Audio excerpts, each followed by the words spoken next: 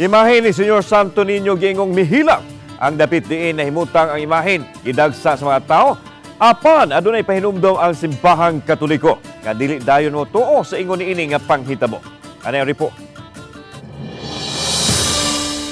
Sa sitio tayod sa barangay Basak Pardo, Dakbayan Sugbo, gidagsa sa mangusyoso mga tao tungod sa giingong paghilak sa imahe ni Senyor Santo Niño.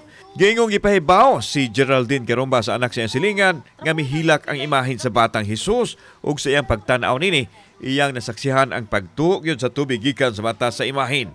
Gitrapuhan niya ang mata gamit ang iyang kamotapan, nagpadan gihapon sa pagdagayday ang tubig gikan sa mata sa imahen sa Senyor. Nanibawot akong balhibo sir, nga siya po ba kay first time siya ako ato nga naka-witness yung ko nga di ko siya niluha. Ang laing silingan nga si Rowena Jusana nakikita usab sa pagtulo sa tubig gikan sa mata sa imahen ug iyahang gikuhaan og video. Di gihapon sa pagkatuo siya nakitaan nga alang kaniya adto nay gustong ipadayag nga mensahe ang Senyor Santo Niño. Na siya iluha kay gitrapuhan naman ni siya kay na may masakiton nga bata, iyang gikuha nga ayuhon ang bata nya moto gipangkuha na uga na siya nya ang iyang mata mo kuan man gihapon siya kanang murag naglugmak ang luha ba.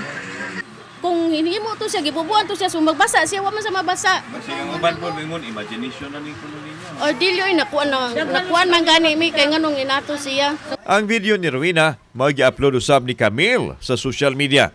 Iyang gipatin-aw nga dili cloud chasing ang iyang tuyo sa pag-upload human kini mag-viral.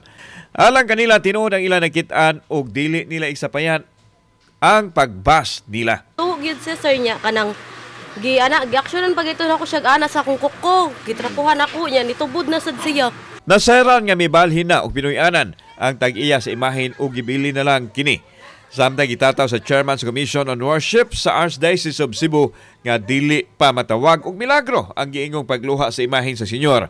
Mato ni Father Glenn Guanzon ang Chairman sa Commission on Worship nga matawag lang ang usa ka hitabo nga milagro kon masusi na kini sa mga batid sa simbahan. Tungod nini adunay awhag si Father Guanzon sa mga tawo nga dili dayon mo tuo sa susama nini nga panghitabo. I-check pa ko muna sa simbahan kung tinuod pa ko. Kanang laki, matakibaw ba kung tinuod pa o di or hinimo pa or kanang authentic miracle ba siya. So kila istorihan pa sa simbahan kung usay sagit ang sitwasyon. So dito kita mo dito tuan because evidence can do such things. Kauban si Clover Lumayag, ako si Alan Domingo.